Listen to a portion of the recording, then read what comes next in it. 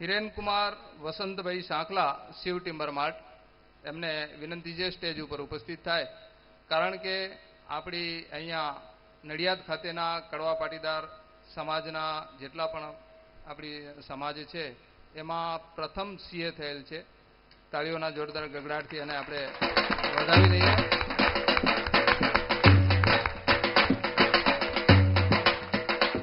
સમાજના પ્રમુખશ્રી, મંત્રીશ્રી તથા ઉપપ્રમુખશ્રીને વિનંતી આપ સંયુક્તમાં રહી અને તેમનો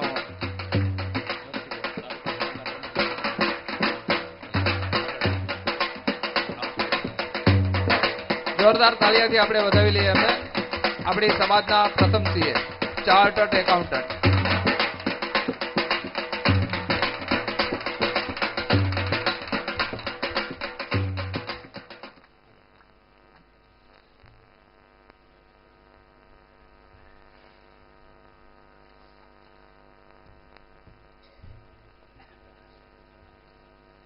હિરેનભાઈ કાંક સંદેશ આપવા માંગે છે સમાજને. હિરેનભાઈ. સૌને મારા જય મહારાજ. અત્રે ઉપસ્થિત મંચસ્થ મહાનુભાવો તથા દરેક સભામાં ઉપસ્થિત સભ્યો, સૌને અત્રેથી હું ખૂબ ખૂબ આભાર માનું છું સૌનો કે મને આ મંચ આપ્યો બે શબ્દો કહેવા માટે. શિક્ષણ માટે જ્યારે સન્માન થઈ રહ્યું છે મારું, ત્યારે શિક્ષણ વિશે જ હું કંઈક સંબોધન કરવા માંગુ છું આપ સર્વને. અને એના માટે આટલાથી મોટો મંચ ફરી ક્યારેય મને મળશે કે નહીં એની ખાતરી નથી, એટલા માટે અત્યારે જ હું એ આપને જણાવવા માંગીશ. પહેલાં આપણે ભણવું જોઈએ, લોકોએ ભણવું જોઈએ એવું સૂચન કરતા હતા, પરંતુ હવે લોકો ભણવા માંડ્યા છે ત્યારે એક સ્ટેપ આગળ વિચારવાની જરૂર છે કે શું ભણવું ને કેવું ભણવું. હવે આપણામાં ભણતરનું પ્રમાણ તો વધ્યું છે, પણ હવે આપણે વિચારવું એ રહ્યું છે કે શું ભણવું ને કઈ રીતે ભણવું ને કેવું ભણવું. તો એનામાં પહેલી વસ્તુ મને એક સહેજ ધ્યાનમાં દોરવા જેવી લાગે છે આપ સર્વને, એ છે મીડિયમ ઓફ એજ્યુકેશન. શિક્ષણનું માધ્યમ એટલે કે ગુજરાતી માધ્યમ, ઇંગ્લિશ માધ્યમ કે કઈ લેંગ્વેજમાં એને શિક્ષણ આપવું. તો એનામાં આ અંગત મત છે મારો, એમાં કોઈના વિચારો અલગ પડી શકે. તો હું એવું માનું છું કે શિક્ષણ કોઈ પણ ભાષામાં હોઈ શકે, એમાં કોઈ શક નથી, પણ માતૃભાષામાં હોય તો તે વધુ આવકાર્ય છે.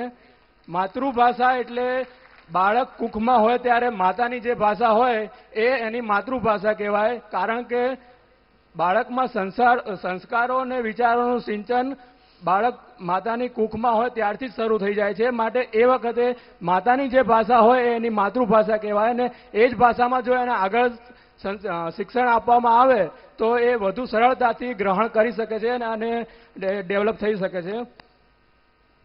પરંતુ હમણાં કેટલાક સમયથી પ્રવાહ બદલાયો એવું લાગે છે, એટલે મને આ સૂચન કરવાની જરૂર પડી. અને અહીં હું ચોક્કસ કહીશ કે બદલાતા આ પ્રવાહમાં આપણા સંસ્કાર ધોવાય છે. આવનારી પેઢી પૂછશે સંસ્કૃતિ કોને કહેવાય છે. અહીં પશ્ચિમી સંસ્કૃતિનું આંધળું અનુકરણ કરાય છે, પણ યાદ રાખજો સૂર્ય પણ પૂર્વમાં ઉગી પશ્ચિમમાં જાય ત્યારે આથમી જાય છે. દિલ પૂછે છે મારું અહીં, અરે દોસ્ત ક્યાં જાય છે, જરાક તો નજર નાખ સામે કબર દેખાય છે. ચાલો જલ્દી નિર્ણય લઈએ, મને હજુય સમય બાકી દેખાય છે. માટે એક વખત જરૂરથી વિચાર કરશો કે કયા માધ્યમમાં ભણાવવું. મારો કહેવાનો મતલબ નથી કે અંગ્રેજી ના ભણાવશો, પણ અંગ્રેજીમાં ના ભણાવો તો વધુ હિતાવ છે. આપણે બાળકને જોની જોની યસ બાપા શીખવી, એની સાથે ભજન ને નરસિંહ મહેતાના ભજન કે એ બધું પણ શીખવાડવાની જવાબદારી પછી આપણા પર આવશે. એટલે માત્ર એ જોની જોની યસ બાપા શીખે એ પૂરતું નથી. બીજી એક વાત, મીડિયમ પછી બીજું એક વસ્તુ છે કે એપ્લિકેશન ઓફ નોલેજ. શિક્ષણ લીધા પછી એને એપ્લાય કરવાનું. ભણી તો બધા લઈ રહ્યા, પણ ફરી કારખાનામાં જઈ તો એ કોઈ કામનું નથી. એટલે આપણે શિક્ષણ લીધા પછી એપ્લાય કરી રહ્યા કે નહીં એ વધારે મહત્વનું છે. આજનો જે આ ટાઈમ છે એ ગૂગલ એરા છે. ગૂગલ એરા એટલે કે ગૂગલ યુગ છે. આ યુગમાં દરેક ઇન્ફોર્મેશન એક ક્લિક પર મળે છે અને બધાની પાસે દરેક વસ્તુની બધી ઇન્ફોર્મેશન છે. ગૂગલમાં એક ક્લિક કરો ને બધું ઇન્ફોર્મેશન મળશે. પણ આ ઇન્ફોર્મેશનને સક્સેસમાં કેવી રીતે કન્વર્ટ કરવી એ એજ્યુકેશન શીખવાડશે.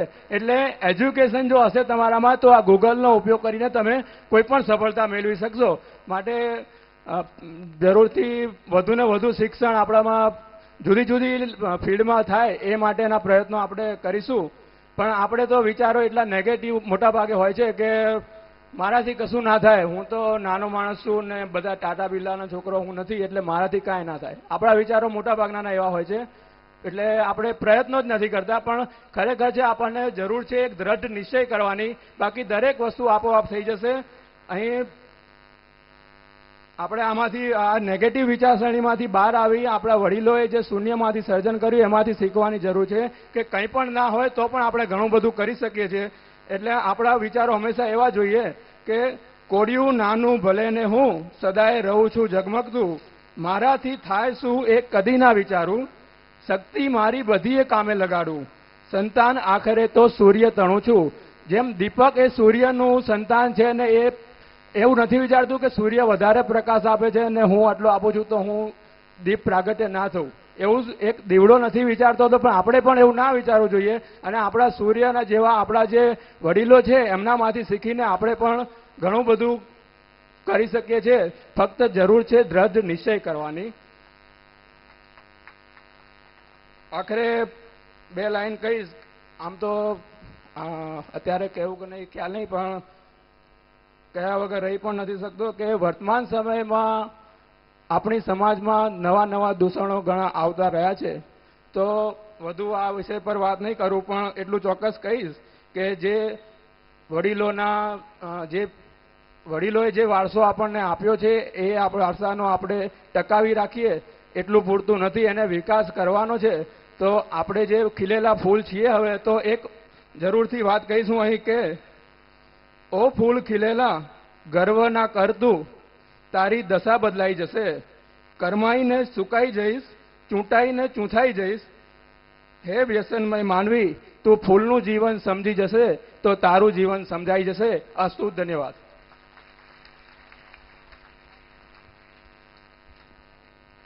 ખૂબ ખૂબ આભાર હિરેનભાઈ. બહુ મોટી વાત કરી કે અત્યારે જે ક્રેઝ ઇંગ્લિશ મીડિયમ તરફ બધાનો છે, જે જોક ઇંગ્લિશ મીડિયમ તરફ છે એના તરફ ધ્યાન દોરતા કે ભાઈ આપણે આપણી માતૃભાષાને ભૂલવી ના જોઈએ. તો માતૃભાષા પણ એટલી જ મહત્ત્વની છે, ઇંગ્લિશ પણ ખાસ મહત્ત્વની છે, પણ એનાથી પણ આપણે વિશેષ મહત્ત્વની આપણી ભાષા પર છે. એટલે જરૂર આપણે આપણી માતૃભાષાને પ્રથમ પ્રાયોરિટી આપીશું. ખૂબ ખૂબ આભાર. હિરેનભાઈને એક રોકડ ઇનામ મળે છે. પરસોત્તમભાઈ કે પટેલ, પ્રમુખ શ્રી કઠલાલ તાલુકા ટિમ્બર મર્ચન્ટ એસોસિએશન તરફથી 5001નું રોકડ ઇનામ મળે છે હિરેનભાઈને. એમને પ્રોત્સાહિત કરે છે પરસોત્તમભાઈ કે પટેલ, પ્રમુખ શ્રી કઠલાલ તાલુકા ટિમ્બર મર્ચન્ટ એસોસિએશન. ખૂબ ખૂબ આભાર પરસોત્તમભાઈ, તમે અમારા મિત્રને પ્રોત્સાહિત કર્યા તે બદલ. હવે આપણે આગળના ક્રમ મુજબ ગ્રેજ્યુએટને સન્માન કરવા તરફ આગળ જઈશું.